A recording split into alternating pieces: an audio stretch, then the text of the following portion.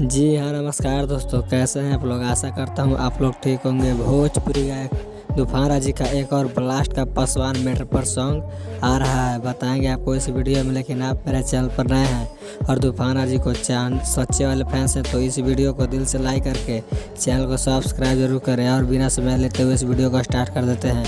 और आप लोग के बता दूं कि भोजपुरी गायक तूफान राजी का एक और ब्लास्ट का पासवान सॉन्ग कॉल आ रहा है और इस सॉन्ग का टाइटल है पासवान से कौन बोली रे। और इस सॉन्ग को गाए हैं तूफान राज। और आप लोग के बता दूं कि इस सॉन्ग को कौन लिखे हैं, तो इस सॉन्ग को लिखे हैं गीतकार कवि उपेंद्र नितेश नंदान जी। और म्यूजिक की बात किया जाए तो इस सॉन्ग में म्यूजिक दिए हैं रोशन रॉक, जो काफ़ी बवाल का म्यूजिक देते रहते हैं।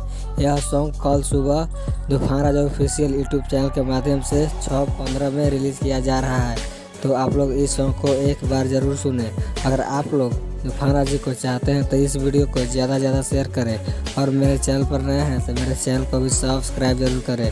तो कैसा लगा है वीडियो कमेंट करके ज़रूर बताएं। तो मिलते हैं नेक्स्ट वीडियो में, तब तक के लिए जय हो भोजपुरिया समाज।